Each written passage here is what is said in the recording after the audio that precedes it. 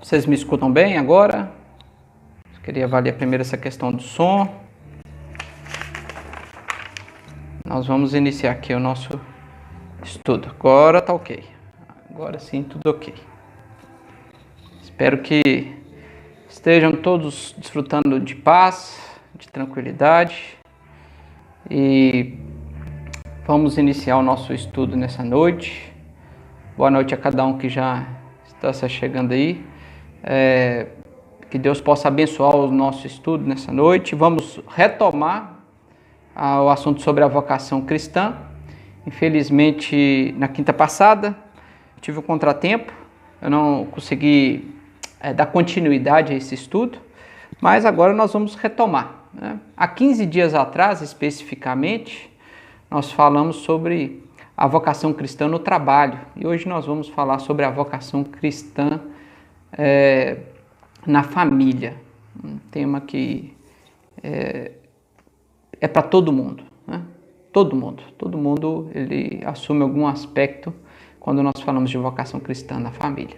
Eu convido a você a orar junto comigo, agradecendo a Deus por esse dia, agradecendo pelo cuidado que Ele tem tido para conosco e pedindo a orientação do Espírito Santo dele na condução desse estudo, para que a palavra dele possa inundar o nosso coração, trazer uma palavra viva, que nós sejamos todos nós edificados pela palavra de Deus. Oremos a Deus. Pai, obrigado. Obrigado pela tua bondade, obrigado pelo teu amor, teu cuidado por nós. Obrigado pela salvação em Cristo Jesus. Obrigado também, Deus, pela sua misericórdia que toda manhã tem se renovado sobre as nossas vidas. Obrigado, Deus, pela oportunidade que o Senhor nos dá de, diante da tua Sagrada Escritura, ler ela, refletir, aprender e crescer, Deus, pelos ensinamentos que nós podemos ter pela Bíblia, pela tua palavra. Então nos ajude, Deus, nessa noite, no tema que nós estamos estudando, a partir das Sagradas Escrituras, aprender, Deus, mais sobre a vocação cristã na família. Que o Senhor possa nos conduzir, que o Senhor possa nos direcionar nesse estudo e que sejamos, Deus, grandemente edificados pelo Senhor. Essa é a minha oração, em nome de Jesus. Amém. Amém. Irmãos, então, como eu disse, hoje nós vamos avançar um pouco mais na temática que envolve a vocação cristã na família, ok? E eu queria, de imediato, ler um texto que está em Efésios, capítulo 5, versículo 22. Efésios 5, a partir do versículo 22. Eu vou só acender uma luz aqui para melhorar um pouco também a imagem.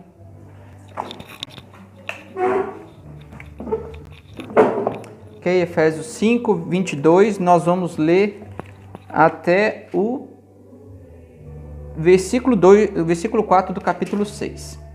Efésios 5, a partir do versículo 22, assim diz a palavra de Deus. As mulheres sejam submissas ao seu próprio marido como ao Senhor, porque o marido é o cabeça da mulher, como também Cristo é o cabeça da igreja, sendo este mesmo o Salvador do corpo. Como, porém, a igreja está sujeita a Cristo, assim também as mulheres sejam em tudo submissas ao seu marido. Maridos, amai vossa mulher, como também Cristo amou a igreja, e a si mesmo se entregou por ela, para que a santificasse, tendo-a purificado por meio da lavagem de água pela palavra, para apresentar a si mesmo igreja gloriosa, sem mácula, nem ruga, nem coisa semelhante, porém santa e sem defeito. Assim também os maridos devem amar a sua mulher como ao próprio corpo. Quem ama a esposa, a si mesmo se ama, porque ninguém jamais odiou a própria carne, antes a alimenta e dela cuida, como também Cristo faz com a igreja, porque somos membros do seu corpo. Eis porque deixará o homem a seu pai e a sua mãe e se unirá à sua mulher, e se tornarão os dois uma só carne. Grande é este mistério, mas eu me refiro a Cristo e à igreja. Não obstante, vós, cada um per si, também ame a própria esposa como a si mesmo, e a esposa respeite o marido. Capítulo 6. Filhos, obedecei a vossos pais no Senhor, pois isto é justo. Honra teu pai e a tua mãe, que é o primeiro mandamento com promessa, para que te vá bem e sejas de longa vida sobre a terra. E vós, pais, não provoquei vossos filhos à ira, mas criai-os na disciplina e na admoestação do Senhor. Amém. Obrigado a Deus, nós agradecemos pela Sagrada Escritura dele. Irmãos, essa temática da vocação cristã que nós vamos desenvolver na família, hoje nós vamos trabalhar talvez alguns elementos que se perderam no decorrer dos tempos. A nossa sociedade moderna, ela tem caminhado, uma parte dessa sociedade, né? Tem caminhado para destruir valores que envolvem a família. Okay? Família é uma entidade que ela é duramente atacada e há uma forte intencionalidade em desconstruir valores familiares, em desconstruir essa unidade que é o núcleo de uma sociedade, que é a família.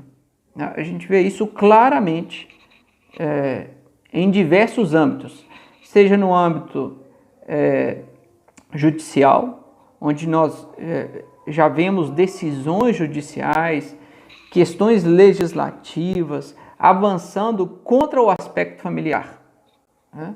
Nós vemos também a mídia, de uma maneira muito sutil e ao longo do tempo, caminhando para desconstruir valores que eram colocados de uma maneira mais direta, ligados à família.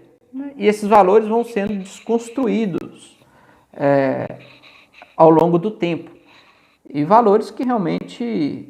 E agora, numa tônica, num aceleramento dessa sociedade que está cada vez mais líquida, mais descartável, mais pueril, vários valores agora são diretamente pela essa sociedade moderna abandonados. E não só um abandono, né? Poderia ser dessa maneira, você só abandonar alguns valores familiares, cristãos, mas é muito mais do que isso. Na verdade, é um ataque, não poucas vezes, né? Ataques diretos à família cristã. Então, isso é uma realidade que nós enfrentamos, né? E diante dessa realidade, nós, enquanto cristãos, não devemos ter uma postura que muitas vezes possa se levantar de ser altamente agressivo a essas críticas, altamente agressivos a esses embates em que nós somos colocados, altamente reativos a tudo isso, né? Eu não estou falando que devemos ser passivos, né? Uma frase que a gente pode falar assim, não, eu não tenho que apanhar calado, né? Não é isso que eu estou querendo falar. Mas muitas vezes há uma tônica em narrativas, em oratórias, em discussões, que elas são extremamente agressivas, né? E eu creio que a resposta que nós, enquanto cristãos, devemos dar a toda essa desconstrução que tem ocorrido em torno das famílias e especialmente as famílias cristãs e os seus valores, essa resposta deve ser dada no âmbito da própria família. As respostas elas têm que ser construídas a partir de famílias cristãs saudáveis. Essa é a melhor resposta que nós podemos dar para uma sociedade que está tentando desconstruir todo o valor cristão de uma família. E nisso, talvez, nós estejamos pecando muito. Porque talvez nós somos muito rápidos, às vezes, para perceber essas evoluções que a sociedade tem trazido prejudicando valores familiares. Percebemos isso muito rápido em discussões e narrativas.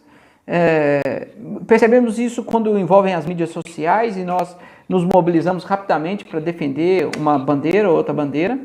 Mas, via de regra, as famílias cristãs têm sido muito lentas e às vezes até esquecido de que a conduta cristã ela deve ser vivenciada de fato no dia a dia. Que valores cristãos estão se perdendo na sociedade em torno do tema família, porque as famílias cristãs estão esquecendo a vocação a que elas foram chamadas dentro das suas casas. Os pais, até um pouco antes, né? Os maridos e as mulheres esqueceram o valor da vocação de serem, de fato, maridos e mulheres cristãs. Pais e mães esqueceram o privilégio que é ser pais e mães cristãs. E filhos estão abandonando a sua fé ou a sua conduta em serem filhos de forma autenticamente cristãs. Então, esse é um grande embate que nós temos no nosso dia a dia. Bom, e aí eu queria propor aqui uma imagem, uma cena que eu vou descrever aqui, para que nós possamos dar o input inicial do nosso estudo relativo à vocação cristã familiar, para que a gente trabalhe esses valores, para que nós entendamos e aprofundamos, aprofundar até uma palavra muito forte, né? A gente vai fazer isso aqui, a ideia é fazer em 1 hora, né? A gente estudar toda essa temática, mas pelo menos para que a gente tenha uma consciência maior e melhor de como se dá a vocação cristã na família através de maridos e mulheres, pais e mães e filhos. Esse é o objetivo que nós vamos tratar nessa noite. Então, como disse, eu vou trazer uma imagem aqui, uma cena, e eu peço que os irmãos reflitam nisso. Pense num cenário de um funeral. Um funeral de uma senhora de 80 anos. Ok? E é uma mulher de 80 anos que teve a sua vida devota a Cristo Jesus. É uma mulher que, com paixão ao Senhor Jesus, dedicou a sua vida ao senhorio de Cristo. E ela externou os valores cristãos dentro da sua casa. É uma mulher que casou. É uma mulher que teve filhos. E que ela se aplicou ao casamento. Ela se aplicou à criação dos seus filhos. Ela se esforçou para que os seus filhos assumissem valores, para que eles buscassem bons casamentos.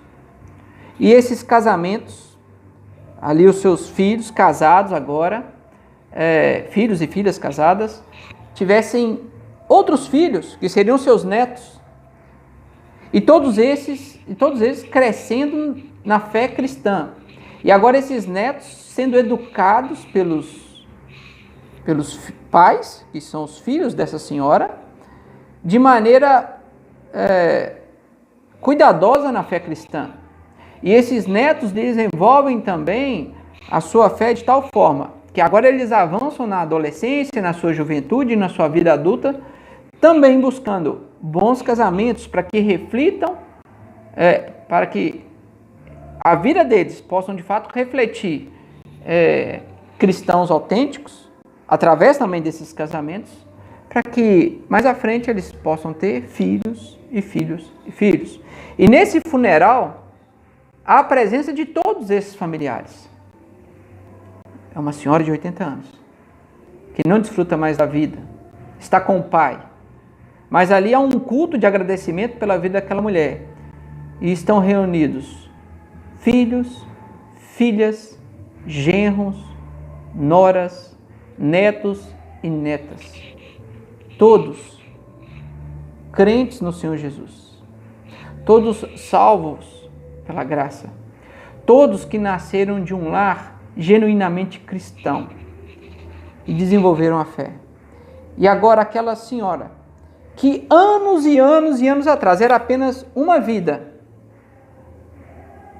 e uma vida que possuía a sua fé cristã, ela viu a sua fé multiplicada pela sua família, através de outras gerações que foram construídas a partir de uma decisão que ela teve de casar. Essa é a cena que eu queria que você imaginasse. Porque esse é um objetivo de vida que muitos cristãos cultivaram para si. Muitos cristãos tinham de maneira objetiva e de maneira intencional casar, ter filhos e desenvolver esses filhos aos pés do Senhor Jesus Cristo. Muitos cristãos. Né? Talvez as famílias mais antigas retratam bem isso. Né? E quando nós vemos famílias que foram criadas na fé cristã, elas externam isso de uma maneira ainda muito bendita e preciosa nas outras gerações. Só que essa foto, que talvez cada um de nós deveria desejar quando a morte chegar a nós, deveria ser um sonho de vida nosso, ver uma igreja num culto fúnebre, no nosso culto fúnebre, repleto dos nossos familiares, dos nossos filhos, dos nossos netos, que nós amamos com grande amor. Na verdade, distribuindo o amor que nós recebemos de Jesus Cristo. Isso deveria ser um objetivo de vida e alegrar a nossa alma. Mas, infelizmente, isso está se perdendo nas famílias modernas. Não há mais esse objetivo tão claro. Na verdade, muitas vezes não há objetivo de nós avançarmos com as famílias cristãs. Isso se deve muito pela influência que as famílias cristãs têm recebido do mundo. Esse é um problema que nós estamos enfrentando. Nós estamos muitas vezes nos amoldando a esse formato de famílias que não refletem as famílias cristãs. Pouco a pouco, o prazer, e que exige labor, que exige trabalho, que exige dedicação em construir famílias genuinamente cristãs, está se perdendo, felizmente. E talvez isso seja reflexo da desconstrução que houve nos relacionamentos que envolvem a família cristã. Como eu já disse aqui, o relacionamento entre marido e esposa, entre pais e filhos, né, e filhos e pais. E aí eu queria ampliar agora, depois de ter essa imagem, depois dessa introdução, de valores que nós devemos resgatar, conceitos da vocação cristã na família, que nós devemos, de fato, trazer ao nosso coração, à nossa alma, para que nós, mais uma vez, vibremos com grande alegria em torno de famílias cristãs, famílias que glorificam ao Pai, que glorificam a Deus, sendo famílias genuinamente cristãs. Okay? E aí eu queria que nós pensássemos a partir do texto que nós lemos, de Efésios 5, a partir do versículo 22, porque o texto que nós lemos, primeiro vai falar justamente da relação de maridos e mulheres, e depois da relação que se dá entre filhos e pais, né? Nessas relações que nós podemos encontrar no núcleo de uma família. E a primeira parte que eu queria tratar nessa noite refere-se ao casamento. Okay? Então, avançar dentro da vocação cristã na família a partir do casamento. Queria tratar esse primeiro bloco aqui do nosso estudo. Okay? Em todo o nosso estudo, que também nós vamos avançar no outro relacionamento de pais e filhos, nós temos que ter em mente, primeiro, estou tratando da vocação cristã. O que eu vou falar aqui aplica-se de maneira genuína a cristãos. É difícil que talvez seja difícil para uma pessoa que está distante da fé cristã, ou às vezes que não compactua com valores cristãos, ter o entendimento do que nós vamos falar aqui. É muito provável que gere até um certo repúdio por aqueles que não defendem a fé cristã. O que eu vou tratar aqui está diretamente ligado à fé cristã. E uma segunda premissa que nós estamos adotando nesse estudo, que é importante que vocês tenham em mente, é que toda essa relação que nós vamos falar aqui de maridos, de esposas, de pais e de filhos, estão diretamente ligados à nossa vida espiritual, estão diretamente ligados à nossa adoração a Deus. A gente não pode desconectar disso, ok? Então, avancemos no primeiro bloco que eu disse aqui, que é relativo ao casamento. A primeira coisa que nós temos que ter em mente, que o casamento, ele é o ambiente, e talvez, alguns reformadores vão defender isso, o ambiente mais propício que nós podemos desfrutar enquanto homens e mulheres de aprofundar na fé cristã. O casamento é aquele relacionamento que nós desfrutamos com os outros, né, com o outro, com uma outra pessoa, o marido com a sua mulher e a mulher com a sua esposa, onde que nós podemos, de uma maneira muito mais palpável, verificar, se apropriar da beleza que há em torno da fé cristã. É interessante a gente até resgatar um fator histórico, principalmente da era medieval, que antecede a Reforma Protestante. E a Reforma Protestante, nesse ponto, ela fez uma crítica àquele pensamento da época, porque tinha-se a ideia que o celibato era uma forma de se expressar um grau mais elevado de espiritualidade. É interessante a gente avançar um pouco nesse pensamento, por quê?